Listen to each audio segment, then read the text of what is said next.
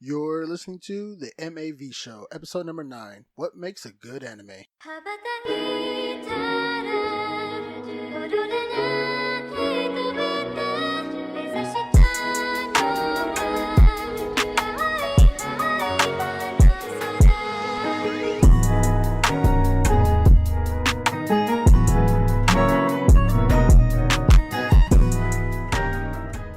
Alright, everybody, welcome back to another episode of the M.A.V. show. Whoa, M.A.V. baby. Where we talk about manga, anime, and video games. I'm your host, King Vontae, KV for short. I am your co-host, little brother. What's up, little brother? How are you doing today? Alright. Actually, not alright. Not alright. What's up? This whole past week, and a lot of my coworkers know what I've been kind of going through. My eyes and my body have been trying to give up on me. Weird combination, right? What are you talking about? So, what was it? Monday, I was just drained. I was just kind of like out of it. And on Tuesday, I actually had to leave work early just because like I ended up getting like a major migraine and like it just put me out of commission. I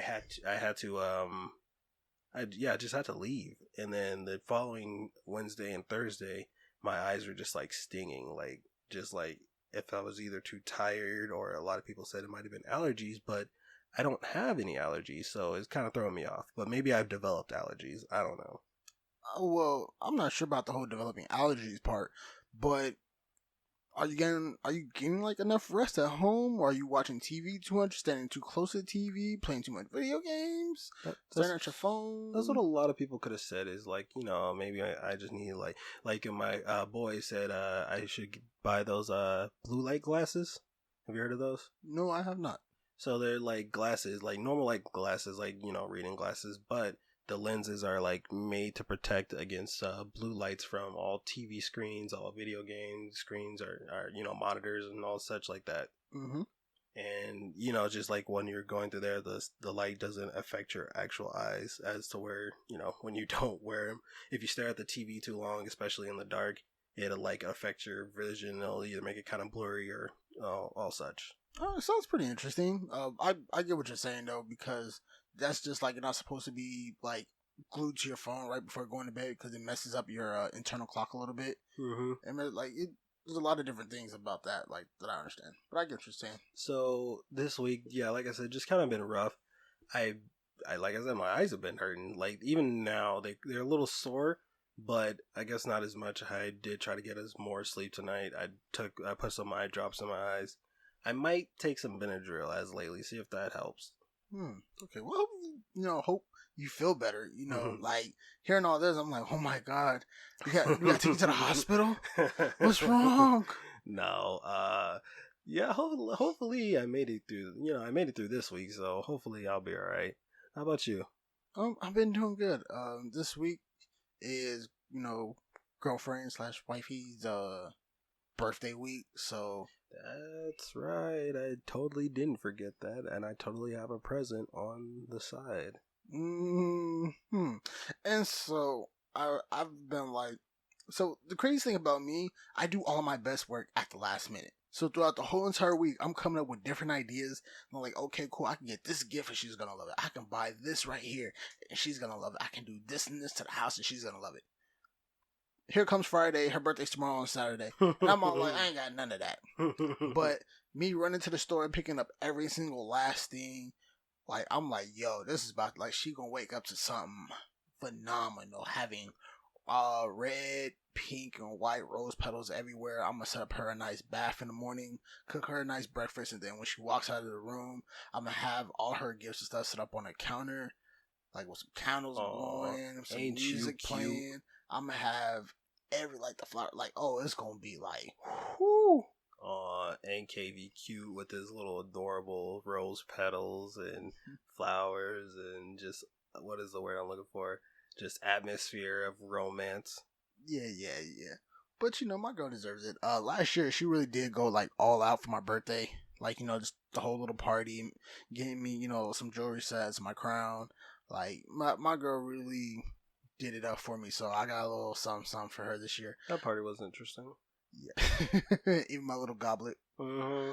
But the crazy part is, you know what? I'm gonna leave that out because I'm about to say this one too. I'm gonna leave the gifts out. Well, I'll let you guys know because it came out. So she's kind of like a painter, and so I got her like this paint stand, paint, and all those other types of stuff that she's really been wanting. But these other two gifts that I'm like, cool. I gotta get her a little bit more. And so I'm gonna let you guys know what kind of gifts that she chose towards the end. It's gonna be a little bit surprise. Isn't that nice?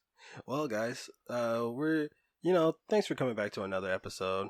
We will always love and appreciate you guys. Definitely appreciate. So I done a little bit of not too deep digging because it's just right there in front of me when I look back on who's listening, where they're listening at. Interestingly enough, we have 5% in the UK of listeners. Ooh, shout out to our UK listeners, yo. Thank you. 1% in India. Ooh, hey, shout out to y'all too. Thank y'all for tuning in and listening. We always appreciate it. But you know what? I see a majority, I think at least 45% of our listeners listening on Apple Podcasts and iTunes. Okay.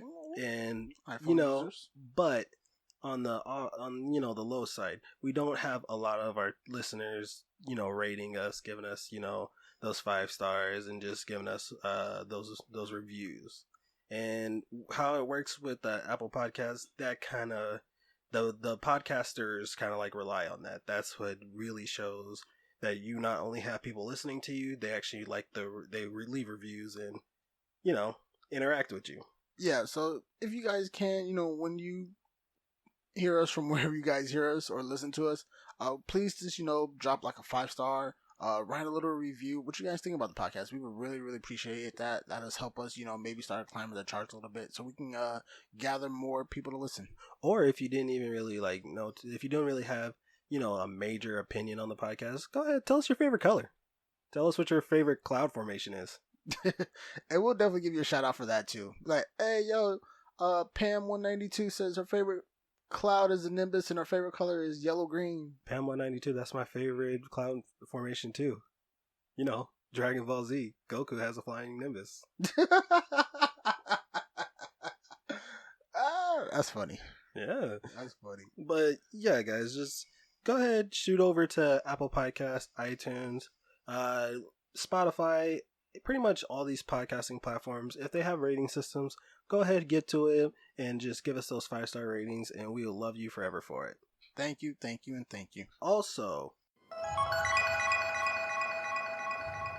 we usually do our shout outs at the end, but I'm going to go ahead and start it off with the episodes. That's okay with you? Yep. Cool. So for the shout outs this week, we have Alejandra. Thank you, Alejandra. Thank you. We have Pam. And she's usually not into anime, so she went out of her comfort zone and decided to listen to us. Thank you. I appreciate you, Pam. We have my boy Aaron. Thank you, Aaron. Thank you, Aaron. We have Anthony, right across the way. Oh, shout out to my dude, Anthony. And last but not least, and I'm not so sure how she's going to feel about this, thank you, Robin. Thank you, Robin. Like Batman and Robin? Like Robin the Bank Robin? She's not going to like that. She's not going to. Thank you, Robin. Thank you, guys. Thank you, everybody, for listening and tuning in. We always appreciate that. Taking time out of your guys' schedule. Writing the work, doing work. You guys are listening to us, and we definitely appreciate the love. Cannot get enough of it. Cannot get enough of it. All right, little brother. Have you been watching anything new? Checking out? Jesus Christ. Okay, so I've been watching I tried to watch this new anime called oh my god, Bakemonogatari. Bakemonogatari. What is that? It's annoying. Is there any English translation for that, or is that just the whole Japanese name? Ghost Stories. Ghost Stories? I didn't even know that until now, but Ghost Stories. Huh, okay. So what is it about? Ugh. Do I gotta... I don't... Go ahead. I already know how you slightly feel about it, but go ahead. Give us a little something. Okay, so... Koroami... I'm gonna just go with Koroami, a third-year high school student, manages to survive a vampire attack with the help of Mimi Oshiro... Oh, guys, I'm not gonna do that. A Do your strange best. Do man, your best. a strange man residing in an abandoned building. Though being saved by a vampire and a human again, several side effects such as superhuman healing abilities and enhanced vision still remain, regardless of Aragati. What? Japanese. Aragati. Aragati He is struggling today, y'all. tries to live the life of a normal student with the help of his friends in the class president, Subayasa Hanakawa. Yeah, I'm gonna give myself a B. I'll give you 5 out of 10. That's a C. It's not a failing grade. I mean, it says you're putting in effort. I mean, take it or leave it. I guess I'll take it. But in general, I haven't really gotten into it yet. But so far, guys, don't hate me for it if you've seen it. It's kind of boring.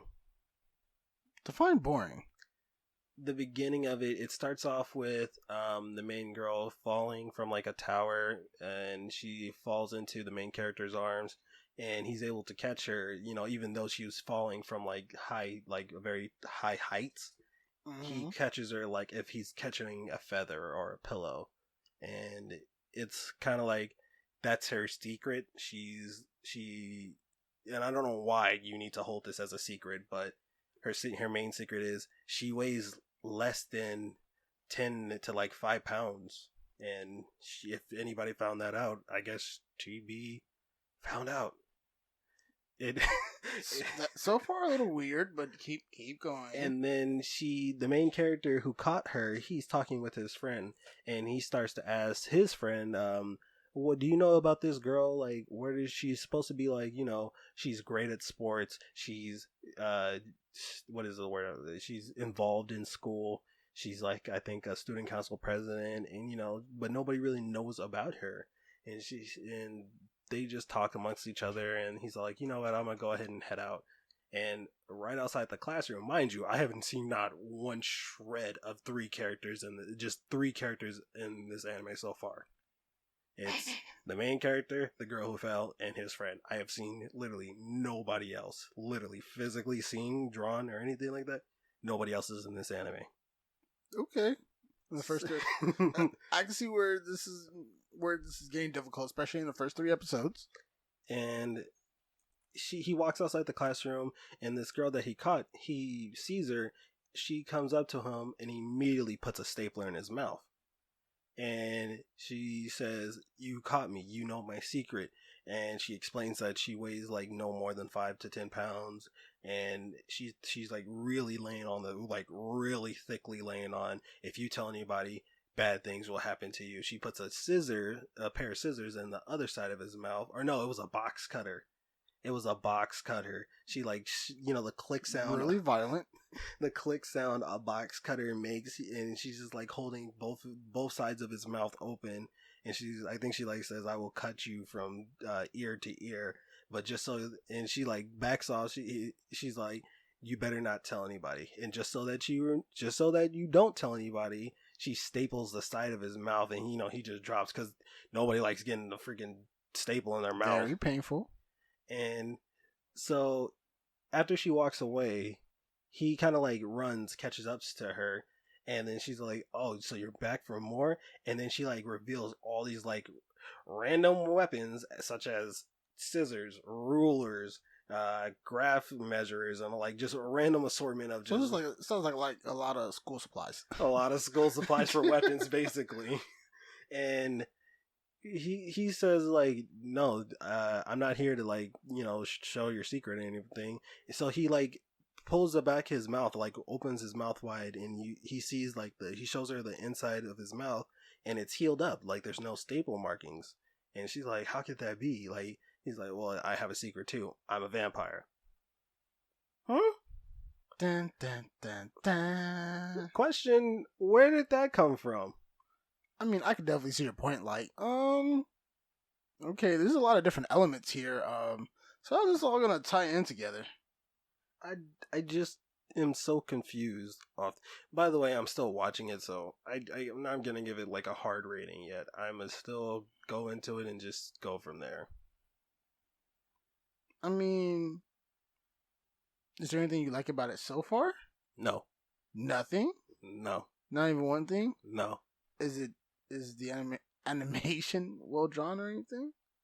Yeah, I actually think I've seen like cutscenes from it, and that's what made me want to watch it. I remember seeing like these two vampires go at it. It was like an incredible battle, like over the top action scene battle. But I don't, I don't, I don't know. I mean, okay, I feel you. So on my part, I have been reading something new because I'm kind of when I read, unless it's like a new chapter or something that kind of comes out like once a week, out of like the 30 different mangas that I'm kind of like definitely kind of going through. I like I tend to binge one like a new one. So the new one that I've been binging is the Tower of God, especially with the new anime release on Crunchyroll. Yep. If you guys haven't seen the manga, I wouldn't necessarily recommend going straight and seeing the anime. It's a bit of like a big jump.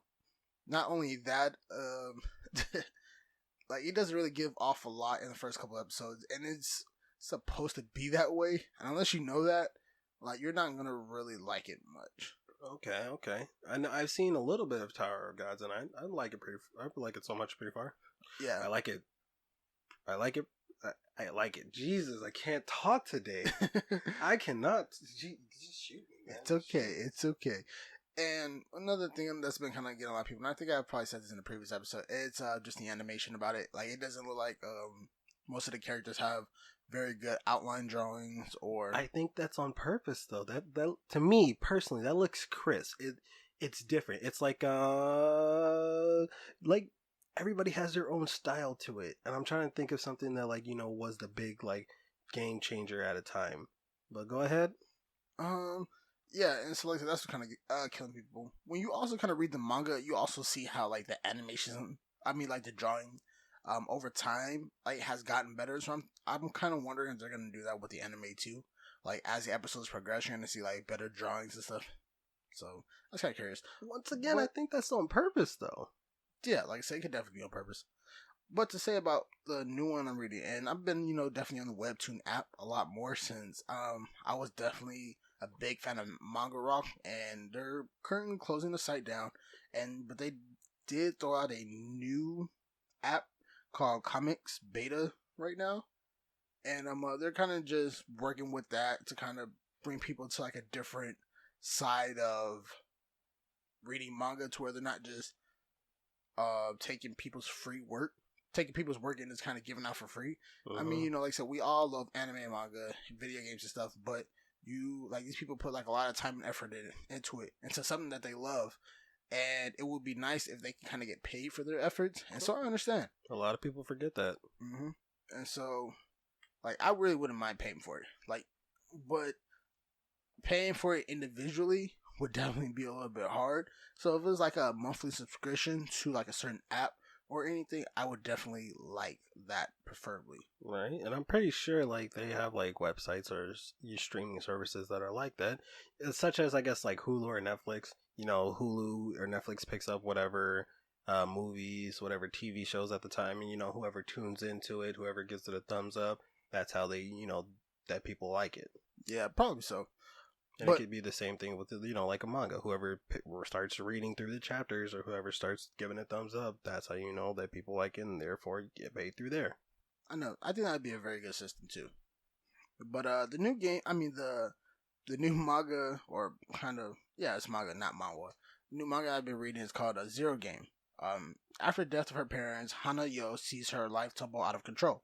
Until one day, a mysterious email invites her to compete in Zero Game, where losing means death, but winning brings a big reward, the ability to reset your entire life and live it over again, this time without all the pain and suffering. In Zero Game, Hana faces danger everywhere, but who can she trust? And how is her deceased father involved? And so from here, like, it kind of started off really weird. kind of started off pretty dark because you're introduced to the main character Hanyo, and her life is like really really depressing. Like nobody likes her. She's not necessarily doing well in school. The family that she lives with doesn't really like her. They see her as a burden. You're like, man, this is pretty heavy stuff right off the bat.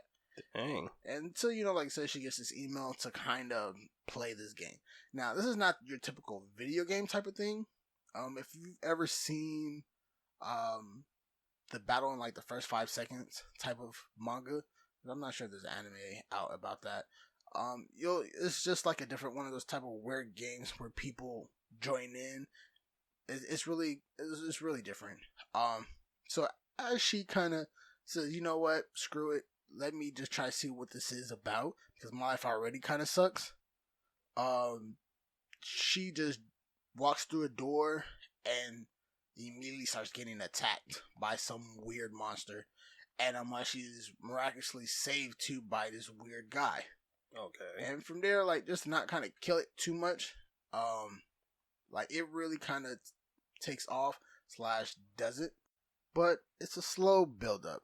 It's really like a different anime personally to myself because I'm more into things where, and I hate to say it, some isekais in video games, and we're gonna definitely jump into this with the topic of the day, but it definitely hit a lot of curiosity points with me, and since it's still and since it makes me so curious about what's going on in the little game that they're playing, it like that's what keeps kind of bringing me back to continuously read it.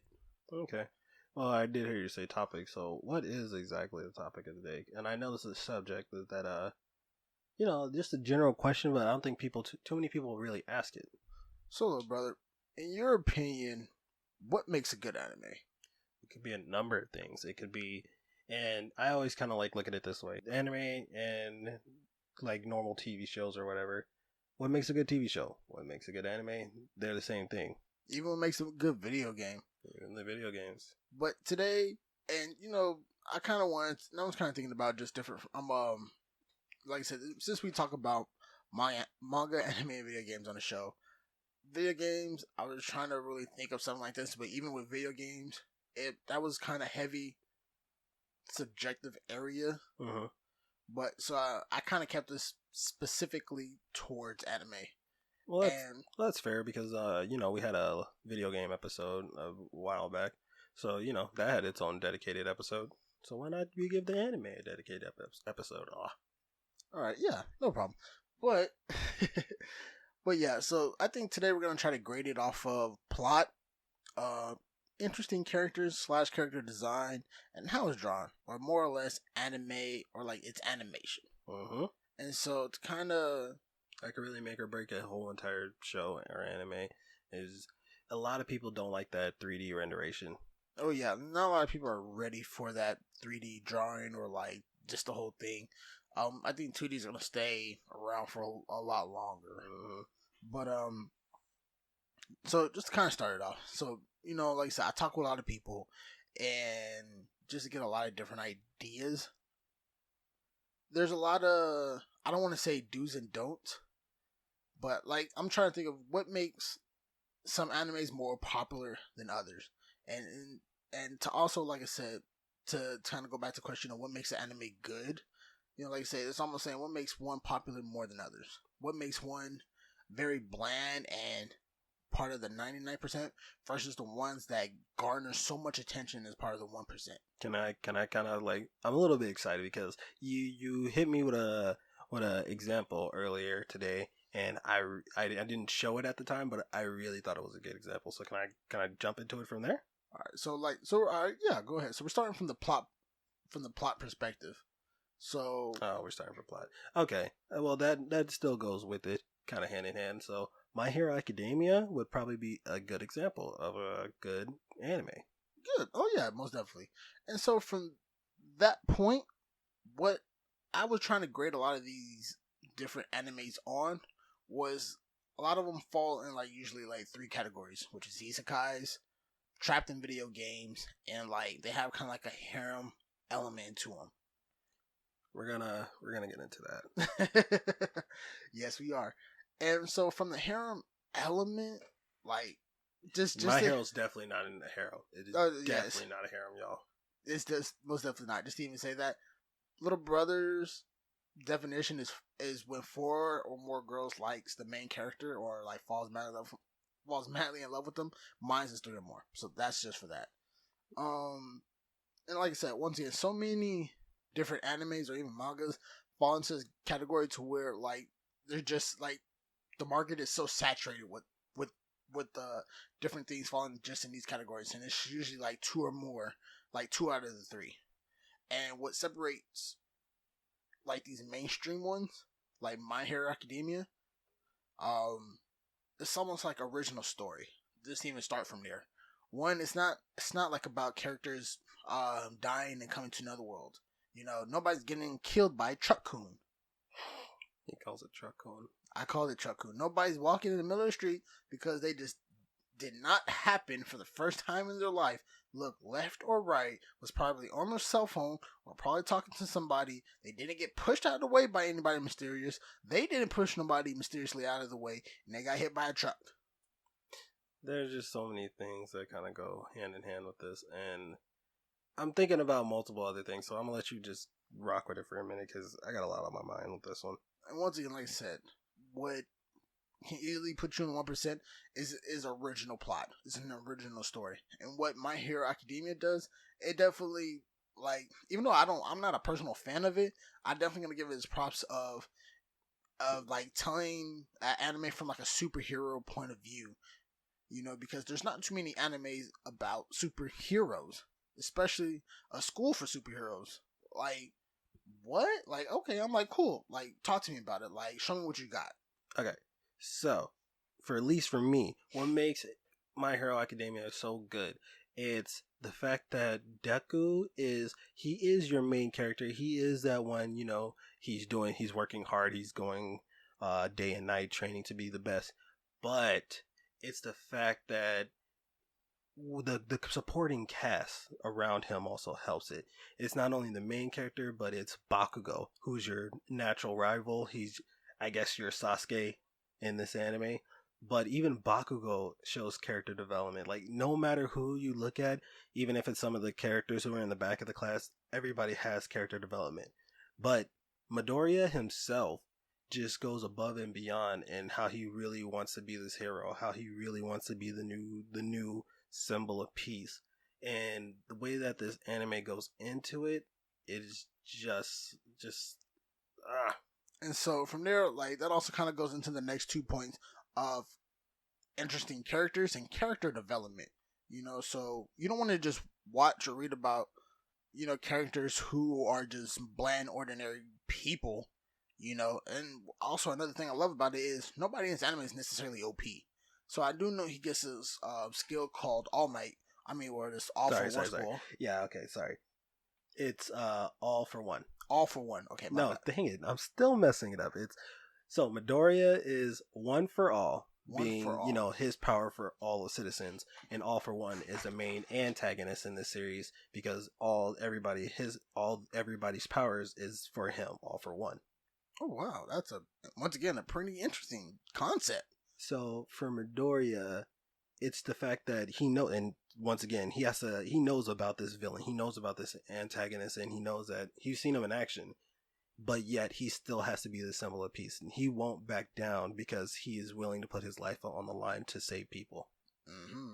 Like I say, even though Midoriya gets his power, like he's still even in the beginning not OP, and what you see in a lot of even isekais, like the hero gets transferred to another world and they automatically have some type of OP skill, especially like if they're trapped in a video game. They start off with like their character's original skills or like spells or whatever, and like they're just killing people off left and right, like with just barely lifting a finger. So, and speaking of fingers, Midoriya gets multiple broken. He gets them bruised, battered, whatever. So as far as character development going from there, like you said, he's not OP because he has to work with this power. He gets this power that's just, it's so destructively awesome and so All Might, hence the character's name All Might. It's the fact that his body wasn't ready for it. he has grown up with no power, so his body doesn't handle this almighty power that he has, and it just anytime he puts a full impact or 100% into a punch or a jump, even it breaks all his body. It breaks the bones in his body, and it just can't handle it. Like the one time he jumps into the air, that breaks both his legs. He punches a robot that destroys his entire arm, and it's weird because he's falling after that, and his legs and arms are just like flopping in the air. Side point. But and as far as character development, he goes from. It was weird because he was always this character, even with no powers. He's this kid who he's kind of wimpy. He's kind of like just this. I don't want to say introverted, but he doesn't have a lot of friends at that either. But he has to go from this kid who's just shy in the corner to he has to work up to be the symbol of peace, the one that everybody looks at, and he's nowhere near it at the moment. But you see him slowly and for surely working into that path. And on a side note, this is what also makes a good anime, when not only your main character has the character development, but your side supporting cast also has it. Bakugo, like I said, the Sasuke of the anime, he's kind of like straightforward. He's straight and narrow. he hates Midoriya, no matter what the situation or circumstances. He's hate him. But Bakugo even goes from this kid who's just he still wants to be the number one hero himself, but he's just so roidy, for a lack of a better term. Full of energy. So full of freaking angst. And just literally his personality reflects his power. He explodes. His sweat is nitroglycerin, and he explodes it when he wants to. His hands are like the sparks that explodes it, which is pretty cool. And then he like develops it into a different form where he can like build up the explosion and all that such. But he goes from this kid who's just always roided out, just angry and just trying to beat whoever's in his path, to less trying to beat everybody in his path. So he kind of learns how to dial it back, like he does. one or two. He realizes that yes, I'm still going to be me. I'm still going to be my personality, but I have to attack it in a different angle. I can't just always explode everything in my path. I might have to dodge around it and work the angles of it. I have to be the symbol of peace. And not everybody wants the roidy, angsty teen for the symbol of peace. But it's also the character development that it's kind of like a Goku Vegeta situation. He realized, and I say that just because Vegeta and Goku eventually become friends, and you see that they kind of become friends. Mm-hmm. But Bakugo and Midoriya, Midoriya always looks at Bakugo as his friend. That's like his best friend to him. Bakugo thinks that's his most hated enemy. Why? Bakugo's always been like that. And it kind of started from the point when they were kids and Bakugo fell into a lake and Midoriya tried to help him. Bakugo looked at it as, so you think I'm weak? You think I need your help? And he's never let that go. Why would you hold on to a grudge for that long? Bakugo is Bakugo, and it didn't help that Bakugo was always looked at as the number one student in the class growing up. His power is just so overwhelming and just so powerful that, if you constantly enable someone, tell someone that you're great, you're always great, and you always will be great, you don't care who gets in your way. You just feel like you're great, like everything's gonna work out for you. I do feel that. And what I also would like to kind of give the characters in My Hero Academia is the character design. They don't look like. What I also will say, like, they're not overly drawn or overly at the top, but how they look really goes with their personality and character. I would say, and I'm probably gonna keep saying this from now on, Dragon Ball Super is probably, and hate me if you want to hate me, I think it's too much. It's too good. Their drawing animation, it's like using I want to say a slight 3D renderation. Now, don't kill me for saying that, but it just looks like they're too animated. They're too colorful. They're too much drawn, if that's a thing. It's just weird. Yes and no, but I can understand where, like, when you look at it, like, all the colors in there might be too bright-ish, so from that point of view. Mm-hmm. But to even kind of go even to the next part and step from that, even like how I wouldn't say there's nothing really too spectacular of how like the animation of it is drawn too. So like I said, so even on the 4 points plot, it's about a school for superheroes. Like that's really original versus the whole isekai trapped in a video game or like a harem aspect. Like that's where a lot of different animes fall into. It has an original story. They has interesting characters with character development. Each of these characters grow. They figure out their own problems and weaknesses, and they try to figure out a way to get around them. The character designs, a lot of the characters' personalities match how they look, and then how it's drawn. It And doesn't. I'm kind of throwing a picture at a KV right now, but I'm just kind of trying to emphasize the point of like what I mean by the animation and the drawings from Dragon Ball Z to Dragon Ball Super is just kind of worlds apart. Oh yeah. So I mean, you got one in 1995 versus almost 20 years later. Yes. Yeah. So like, yeah, it's there's a lot more color. I see what you mean. Too much color. Too much color. Too much color. Yeah. Even with My Hero, like it's nothing spectacular, but it is still pretty good. It's a balance. It is a balance. And so from there, I'm also to throw another one out there, something more of an original story. And I can kind of go, and I will use another new generation one, kind of. I will say Attack on Titan. Attack on Titan, and this is going back at the Dragon Ball Z thing, at least if we're looking at it at the animation and drawing style, it's not necessarily the color dark, but the tone dark. And it's both because their color palette in the anime isn't really bright or anything or like that, but the tone of it is dark. The colors are darker, monotone, if you will. Oh yeah, most definitely.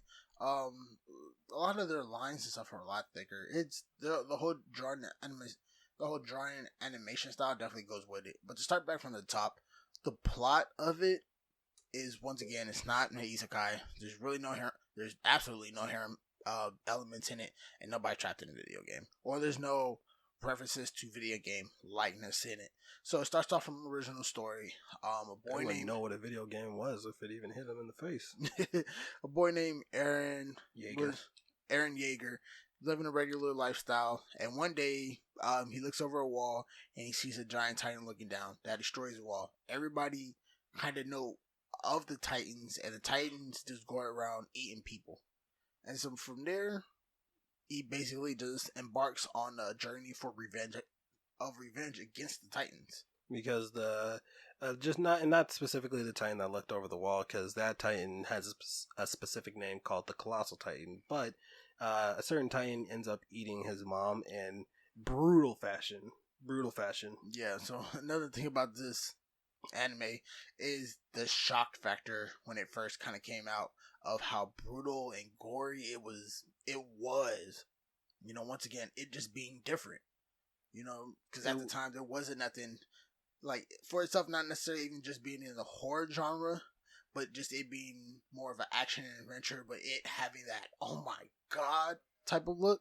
Like it really made it like okay, like not sure what I'm getting myself into, but let's see where this goes. If you look at how, and if you're like an 80s baby, a 90s baby, you kind of grew up with the Fist of the North Star, Guts, pretty much anything, or Ninja Scroll, Duel, like those are the gory animes of that time. And, you know, it has its blood factor and such, but that kind of went on a hiatus up until, what was Attack on Titan, like 2014, 2015 and such.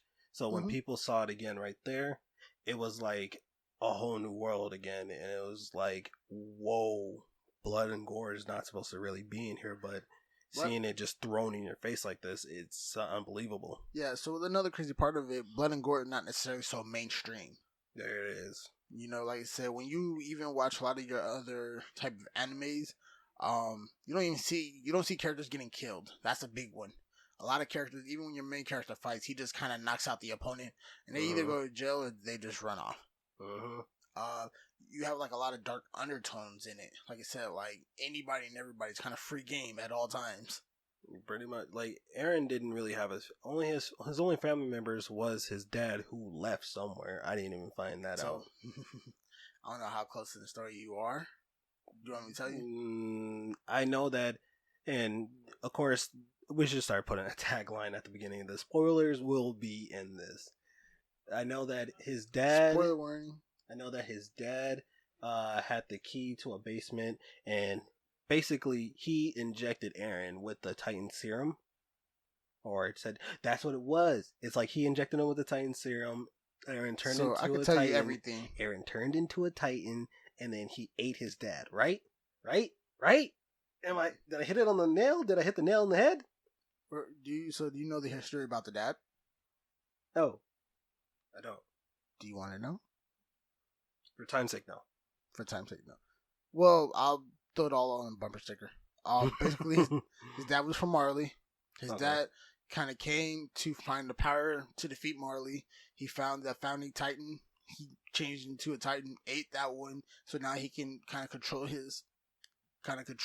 to where he's not just randomly eating people. Uh-huh. And so from there, he changed it to where his son could kind of be like incognito. So he had his son eat him and have the attack Titan and also the founding Titan to where like he can control other Titans. That's a mind blower right there. Yeah. I'm taken back. So like you learn it all like piece by piece. And it was crazy part is it just ended. So like I'm definitely gonna kind of speed through and find out the ending of it. I'm just so because this is what also makes a good anime is just how far back this went. Like you start the anime off, all you know is that these Titans are coming from only God knows where. Just outside the walls. There's like 3 big walls, and you just know that the wall got breached, and they keep coming. So when you're first going into this anime, you don't even know what's going on. And then a new Titan comes out of nowhere, which is a female Titan. Nobody knows about that thing. And then after they're done trying to deal with that, a new Titan comes out of somewhere. Sorry, it goes with the Colossal, the Armored, the female, and then out of nowhere a Beast Titan comes out, and he's smarter than all the other. It's just the layers of it that keeps getting put on top of each other, and then you find out the whole history about it. That just plot after plot after plot builds on to what this great story was and why it wants to pull you in so much more. It's what makes you want to just find out what really happened. Mm-hmm. Definitely a lot of curious points in it. So to go to the interesting characters, not too many of the characters were extraordinarily interesting because even with the main character, he's just really driven by revenge and he just wants to kill all Titans. And revenge can be a good plot driver or a good goal for a main character, but it's been done before and it sometimes can get drawn out. Yeah, and you just kind of see him just all about killing Titans. You're just like, okay, man, like we understand a little bit, and you're just like, he screams Titans a lot in here. He does, but also like, and then also the characters around him. His sister Mikasa. That's not his sister. Yeah, Aaron's sister. She was adopted, but she was raised with him, so that's his sister. I was going to say she fell in love with him hard. Yeah. But she's pretty loyal, but he just kind of always seen her as a sister. But towards the end of the anime, a lot of people was like yes and no. It was weird. It was weird. Okay. I'm not sure if the creator like saw that coming. Yeah, either knew where he was going, like so from the beginning towards the end, like towards the middle, there's probably some missteps, probably. But yeah. So I mean, from the plot point of view, definitely original story. Characters, development, personality. There wasn't really much. I mean, everybody kind of had their different personality. Everybody looked the same, but everybody was different. Like, I'll give them that. There wasn't a lot of character development. Now that you didn't really see everybody grow in a sense until maybe after everybody kind of grew up a little bit and you start seeing people be different. It was more like everybody, because just the setting that they're in, the world's basically gonna end if we don't protect everybody from the Titans. So you don't really have much other to go off of other than this one goal. For Aaron, it was get revenge. For Mikasa, it was to protect Aaron. For Armin, what was it? He was Aaron's best friend. It was Aaron's best friend. But for the outside characters, like I would say the captain.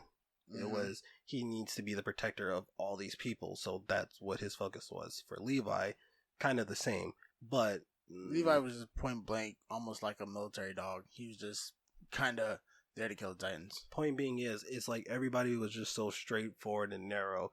So if you're kind of like going at character development, the only one who really does is probably Aaron, and then maybe like the other two kind of main side characters, I would say, which would be Armin and Mikasa. But other than that, not really. Yeah, but there's nothing wrong with that. It's just that the originality for this anime was just was the biggest driver plot.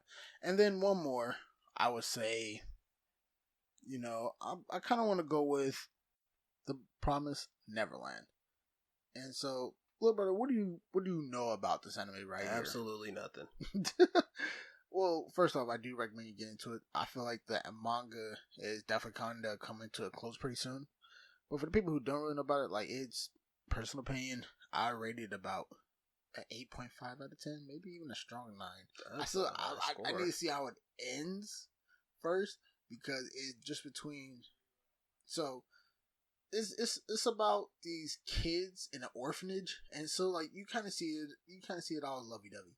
And the main character is a little girl named Emma. She's an 11-year-old orphan living in a place called the Gracefield House. It's a self-contained orphanage housing her and like some other orphans. They have a good life, they have good food, and a lady named Isabella is a caretaker, and she has two best friends, which are like Ray and Norman.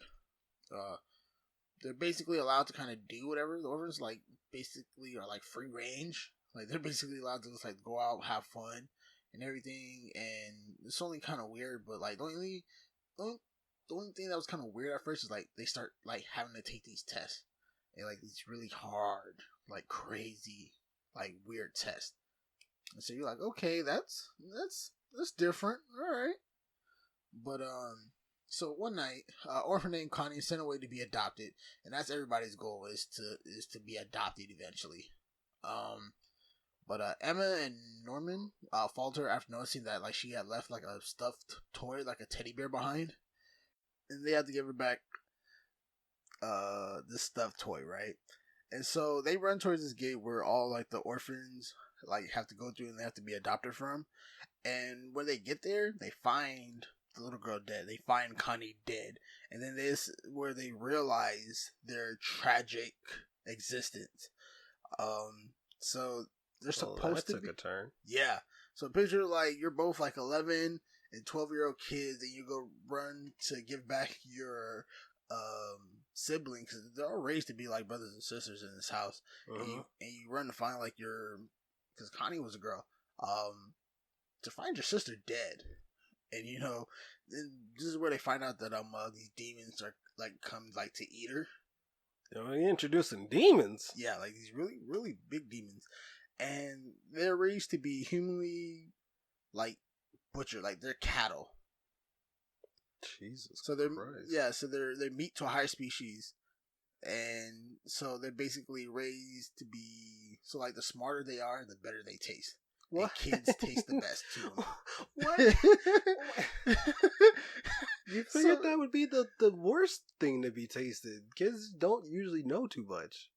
Yeah, and so like when you kind of think like back about it, like they're like free range chickens, and the smarter the chicken is, the better the chicken will taste. I'm just still baffled as they up here raising orphans as. Yeah, and it's just the type of setting that the demons kind of set up to have like the best type of livestock. And so after Emma and Norman figure out like what's going on, then they're like, okay, cool, we gotta get up out of here. And so this is where like the anime really starts to kick off about like them trying to break up out of the orphanage and then going from there. And so I think that's like where the first season kind of starts off. I mean, kind of stops, if I'm right. And so once again, like from plot wise, it's not a isekai, but it's trapped in a video game, and this is definitely not no harem elements in this whole entire anime. The original story, you have orphans trapped like in this place called the Gracefield House, and their livestock for a demon, once again, it's almost like Attack on Titan, where it's like a big wow factor in the beginning. Like you're just like, oh, okay. Right. Like you're seeing like a dead little kid with a flower sticking out of her heart. Okay, Jeez.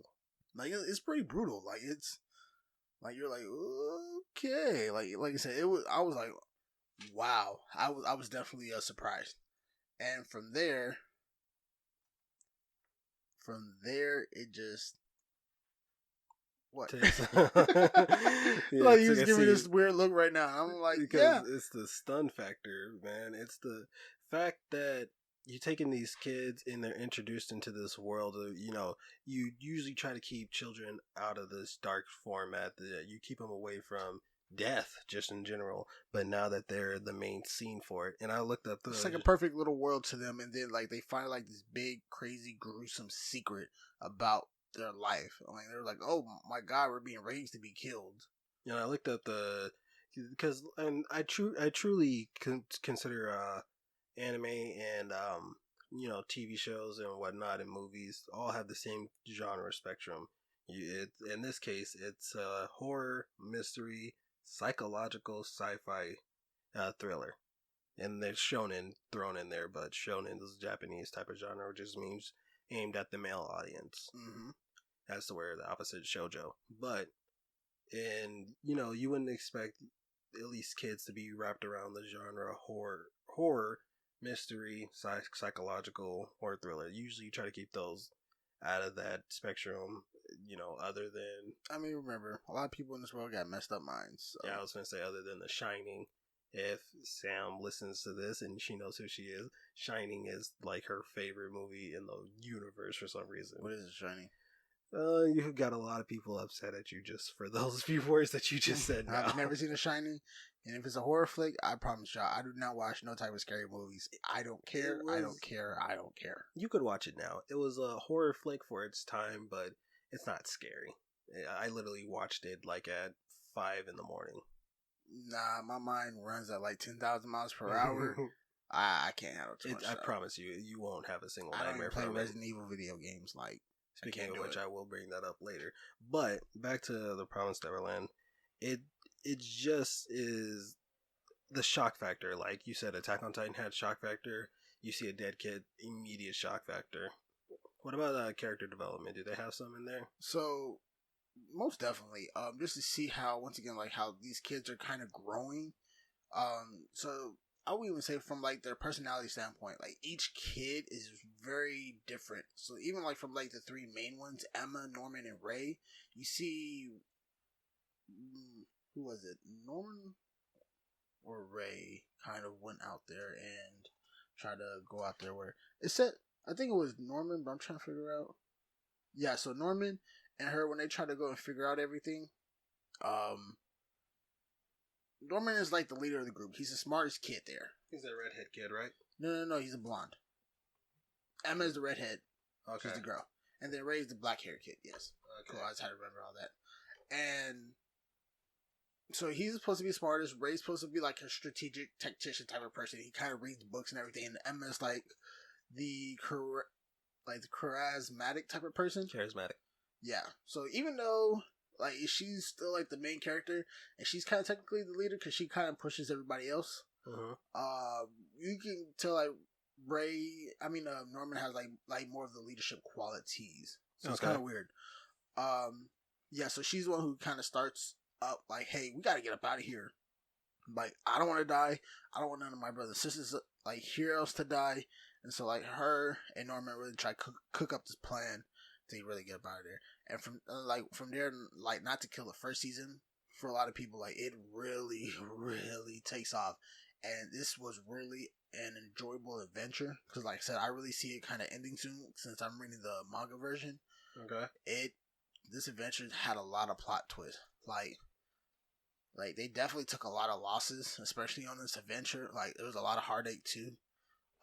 Just to see what happened. They needed a lot of luck. They needed a lot of luck. They needed a lot of luck. Like just based off of like just little lucky breaks. Just being smart. Like I said, just like them being raised to have like just being intelligent. Just because like remember like the smartest kids, like the most developed brains are like the most tastiest things. That's really weird. And then just how they handle all these different situations and obstacles that they eventually have to overcome.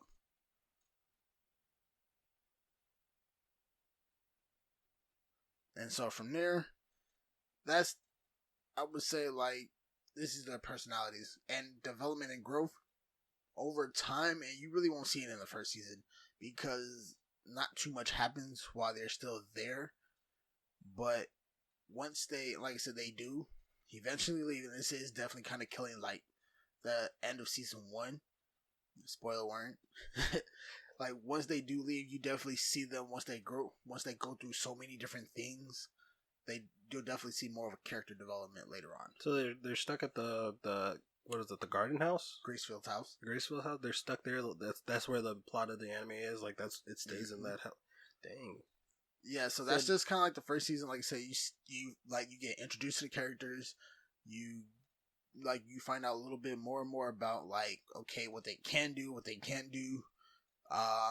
They find out about the dead little girl, and then like a lot of the other episodes about them planning to leave, like them planning their escape, and then I think them finally escaping. No superpowers or anything like that? No superpowers. They're all kids. Once again, you don't always need superpowers or any mythical, magical type of thing to make a good TV show. Yeah. Attack on Titan didn't have any superpowers. I mean, aside from turning into a Titan. Yeah. Well, I won't call it superpower. Only the one could turn into a Titan, but 9 different people can. You don't need it. And so can I kind of take over from here? Go ahead. And that was mainly KV's big, like, 3? Was that you named off 3? Yeah. That was his, like, big 3 examples. And I kind of am not going to take it from him. That's basically a good idea, too. Like, a good, freaking...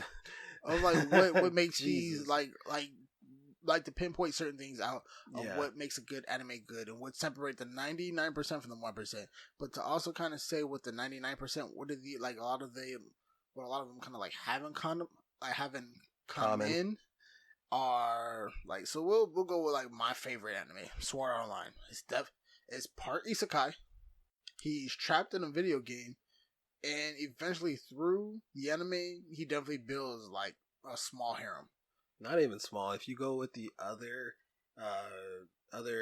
adaptations of it, the Gun Gale, the Alpine, and everything else after that, he has about 6 or 7 of them. He has Liz, Asuna, the little girl, the girl from the Gun Gale, his sister or cousin or whatever.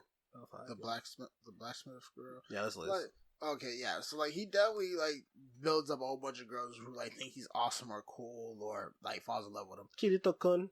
Yeah. And so, and so like, so these are some of the things that, and this is like the 99%. And these are like maybe like the top of the 99% that like, yo, these are so many things in these categories, and very few of them even shine through because they have all of these little things in common. You basically picked up where I was gonna say.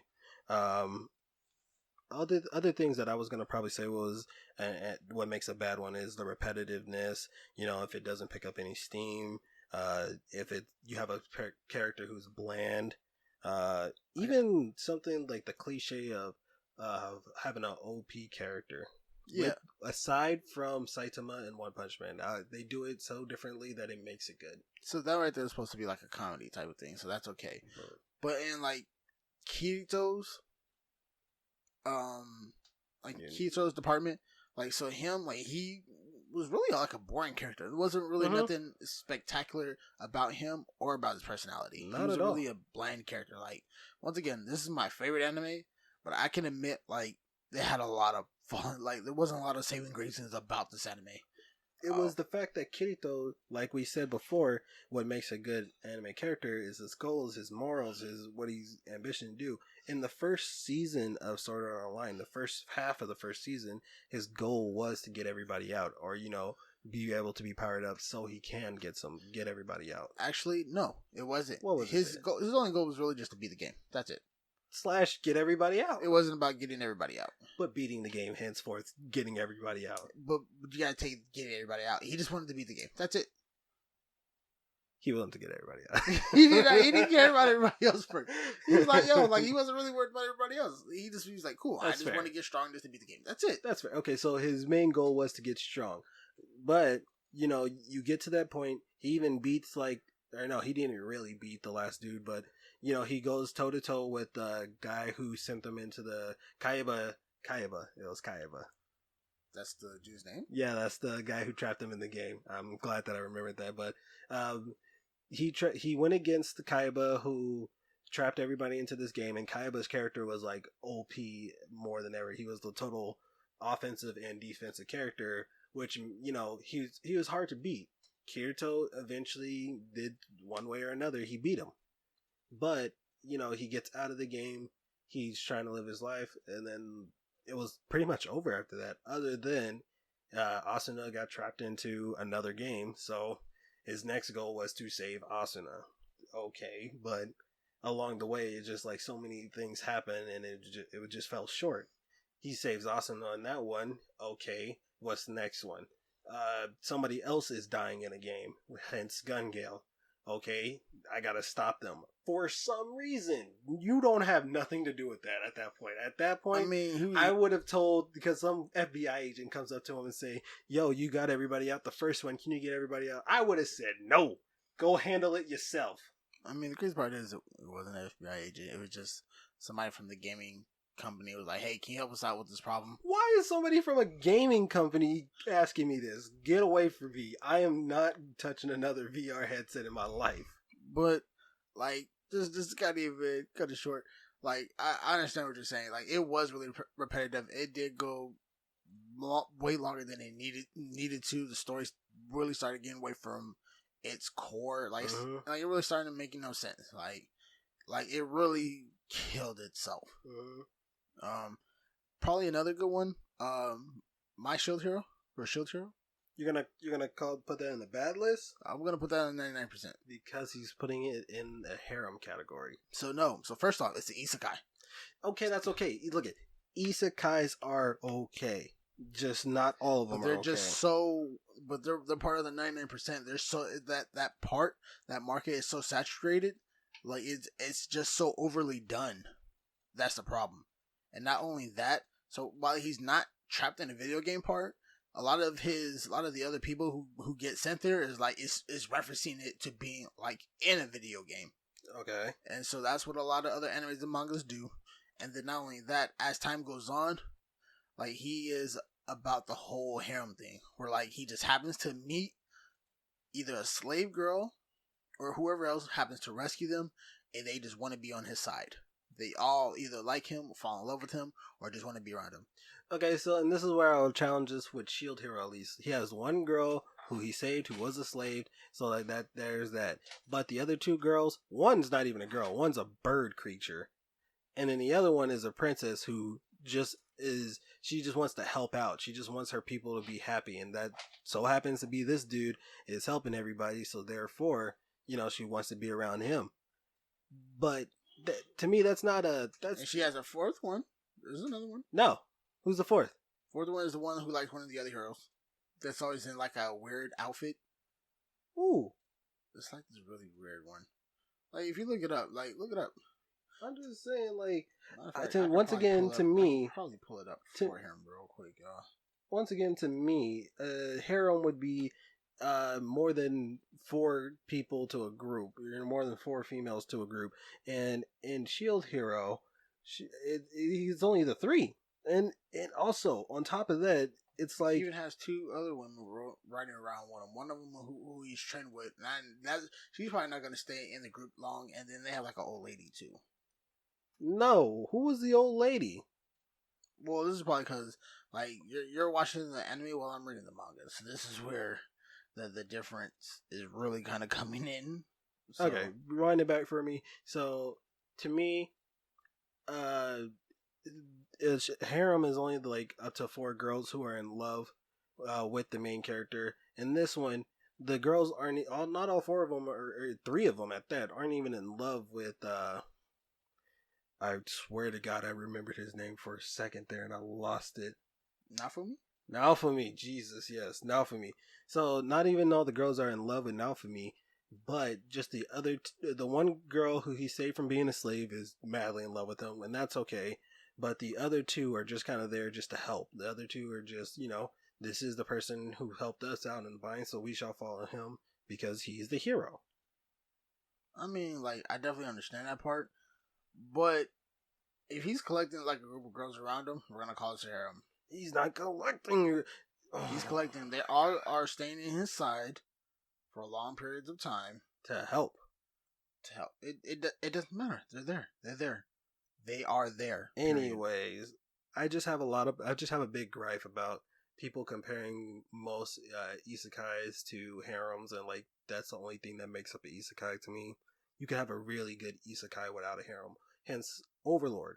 Overlord was not Overlord was not a hentai. So yeah, you probably haven't seen her yet because you're watching the anime, but it's this chick right here. So I'm showing him, like, if you're reading the manga, you would see like there's this weird chick.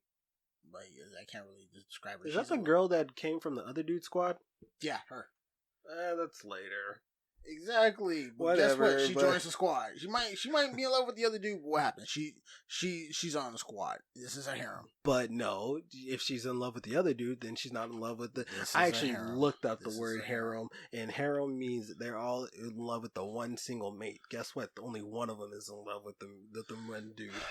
But okay. But I just hate that people connect. Like I said, Overlord is not a harem isekai because he only has the two girls who are in love with him.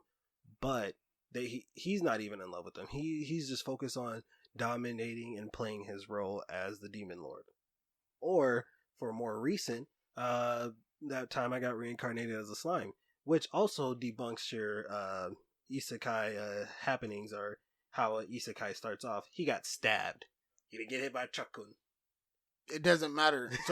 So it doesn't matter if they get hit by a truck or not. They die. It's just so it happens they always get hit by a truck. So how would you start an isekai off?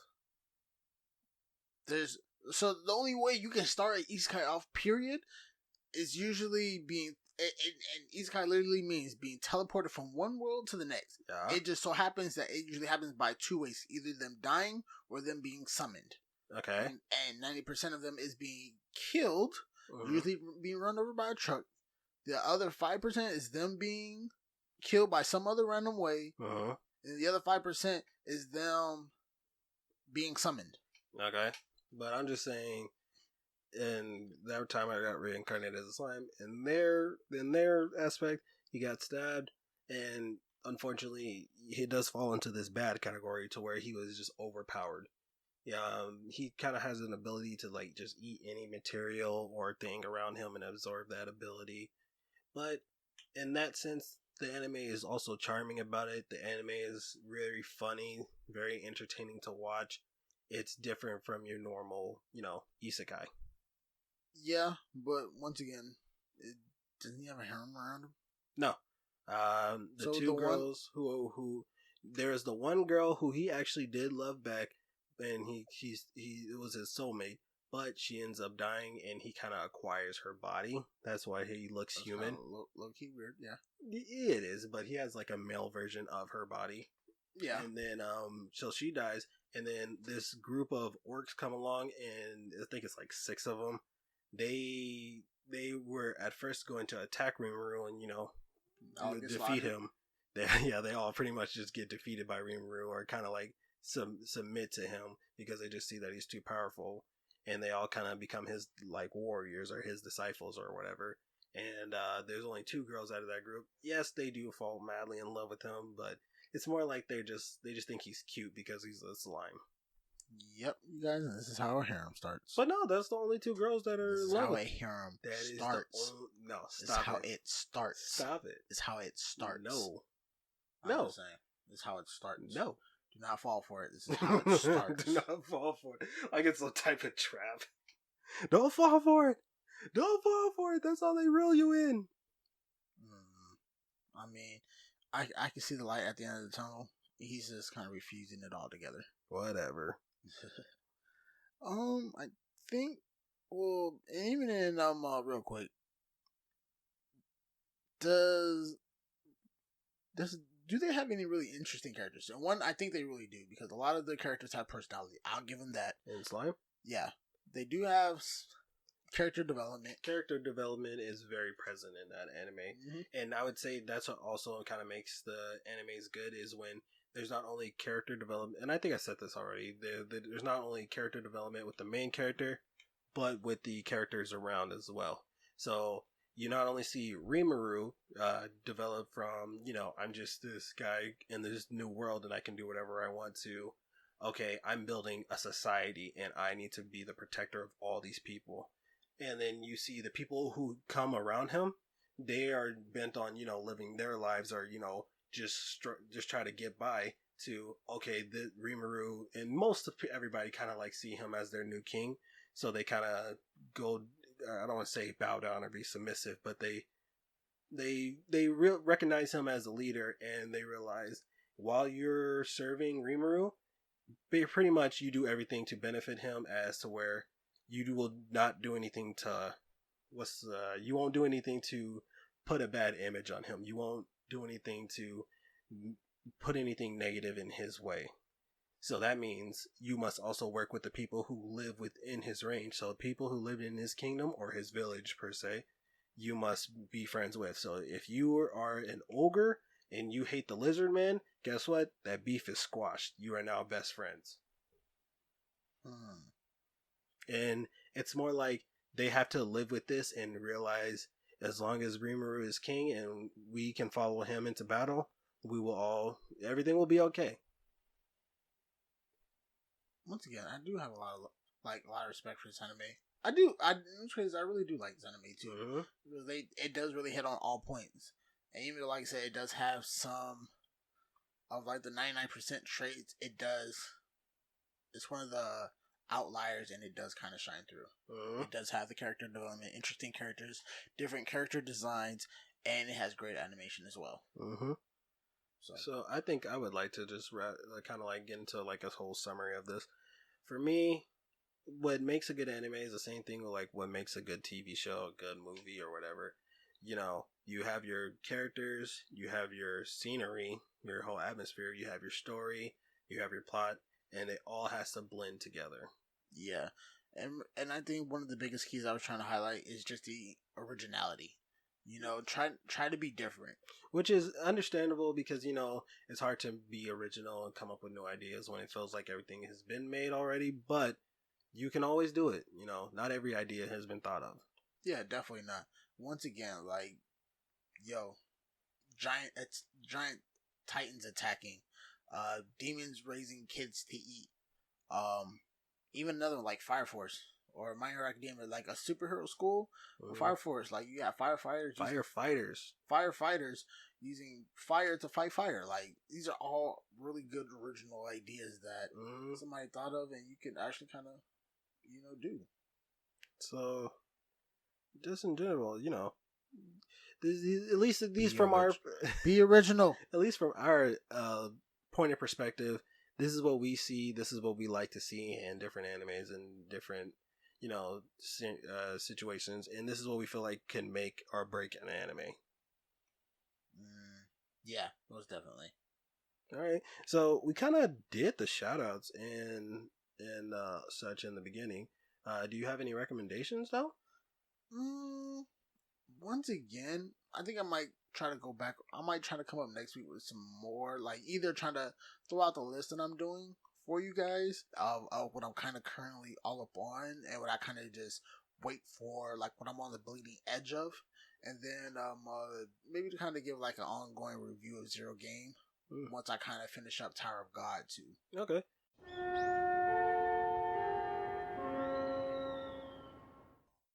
Remember that sound? Yeah, I heard the sound. Yeah, I like that sound. That's my favorite point. But if you're new to the channel or new to the podcast, that sound means it's time for a recommendation. And my recommendation for this week is Kakegurui. Kakegurui. You remember the gambling anime? Oh my gosh. Yo, it's on Netflix. I really want to go watch that. It is crazy though. Unlike many schools, attending Hakuye Private Academy prepares students for their time in the real world. Since many of the students are the children of the richest people in the world. The Academy has its court. Basically, it's like I said, it's a gambling anime. They have this school where basically, if you're the best gambler, you are at the top tier. And Yamako Jabami is our main character, and she kind of comes in as the newest student. Everybody kind of sees her and like want to knows what she got. And her kind of shtick, I guess if you want to call it, is basically she's always the high risk type of gambler. The higher risk that comes into the that the stakes are, the more fun she has. I feel like she's an addict. Most definitely. She has a gambling problem. If not even that, she's just totally psychotic and a little bit of weird. Imagine if, and this is weird, please don't ever be a gambling addict, especially if this is your mentality. If you have a gambling problem, please get help. And for her thing is, like I said, if it has the more risk, it's the more fun for her. But for some reason, she always makes it out like by the skin of her teeth. And it's crazy because she's not only an addict and like a high risk gambler, but she's also smart when she does it. She's not just going in with like all blind and all that. Yeah, but she definitely figures out like the odds of what's going on. Like she figures out if you're cheating or not. Mm-hmm. Like so she plays the angles to make sure that as long as she knows she has the best chance to win, but she also knows that there's also a high probability that she could lose. She just loves going in at it full steam, and she goes after gamble after gamble. Probably the most dangerous one she did was didn't she have to lose her life at one point, or almost lose her life?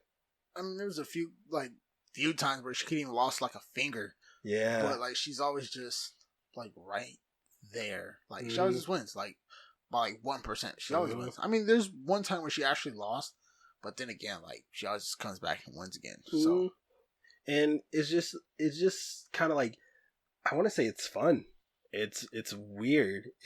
And if I'm gonna go back to the whole subject of the topic today, the genre of this is drama, game, mystery. Once again, psychological, like Promised Neverland, and shonen.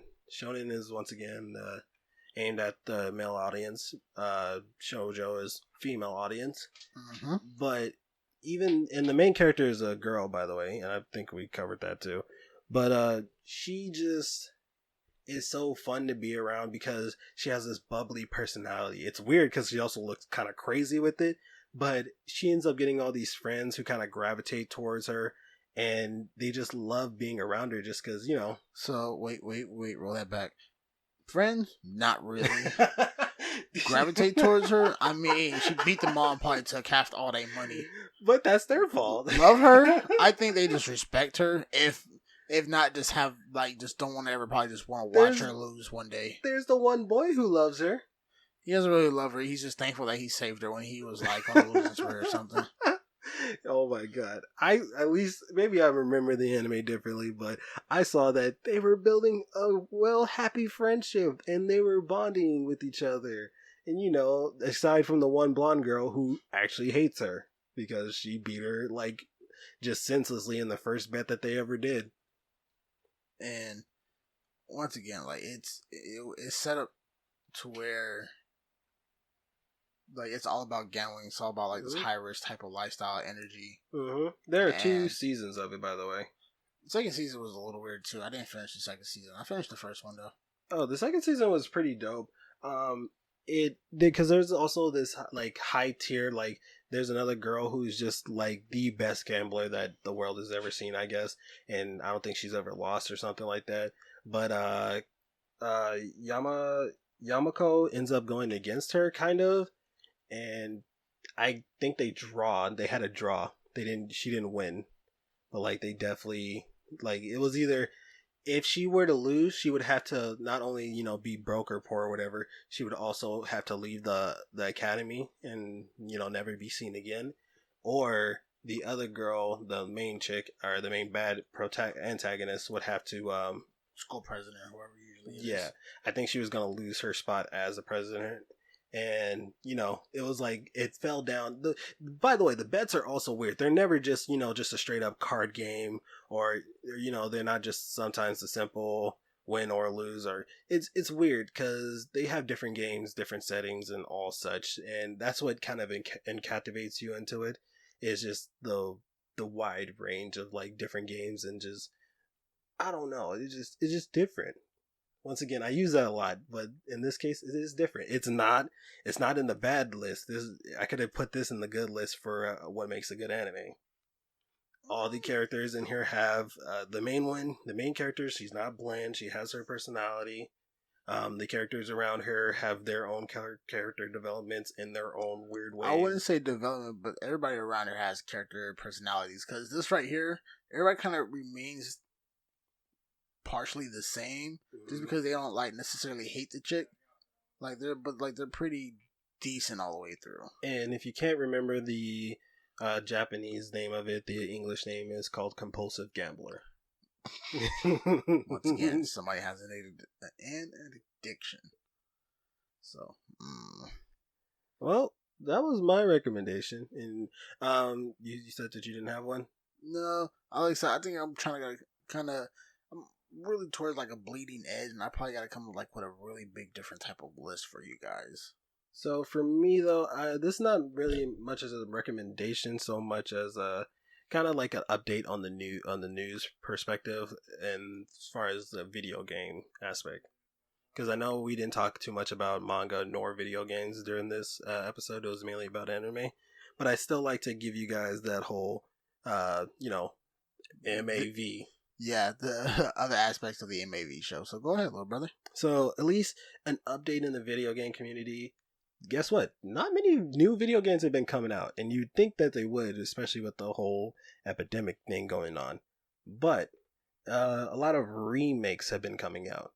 For instance, you know that me and KV and myself have both been playing Final Fantasy VII Remake, or Remaster, actually. Yeah. Well, I beat it, and you're just slowly taking your time. I'm enjoying the adventure. You haven't played it in a couple of days. It's okay. I'm still going on an adventure. I want to know if anybody gets that joke. They should, because it was a good movie. And then... Not really. And then, what? Lord of the Rings? You're saying Lord of the Rings was a terrible movie? I mean, you totally just killed your own joke. And I really didn't know what you're talking about. I just wanted to make a small little snippet comment. Oh my god. Yeah, they were okay. If you say Lord of the Rings is terrible, we might as well just take down the channel right now, because everybody's going to hate us. Yeah, I don't care.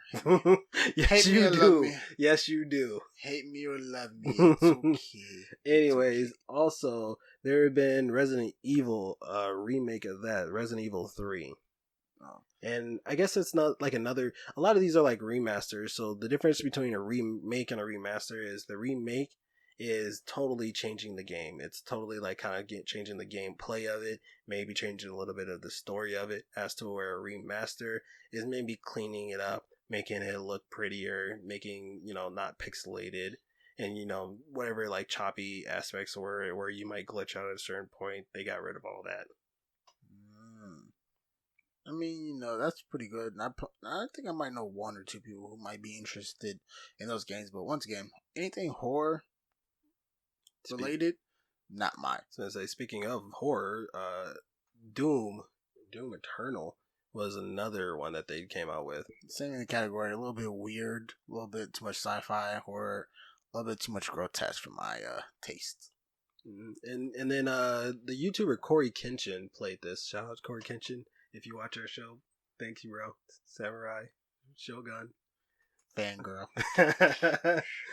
He played Streets of Rage. Streets of Rage was an old arcade game. Like, they had up to 3 of them, and they just put out 4. And I'm gonna call that kind of like, it's not a remaster or a remake, but it's reaching back into the old and pulling out something new.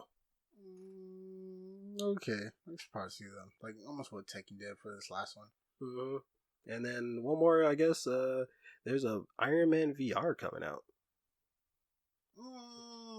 I'm curious. Like, I'm low-key curious about that.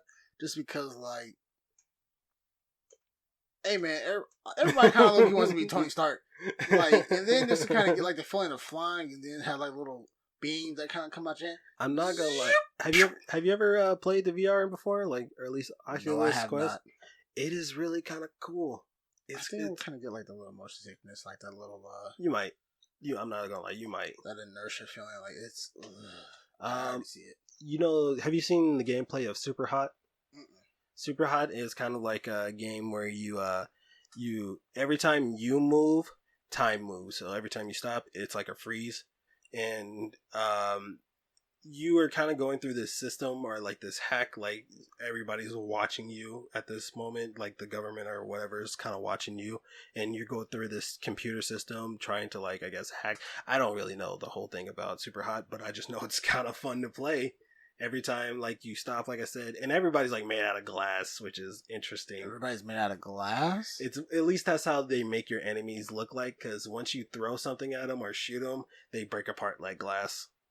And it's really, really fun. Yeah, I'm not even joking. And with the VR headset, it's weird because there's all this cover that you can get behind.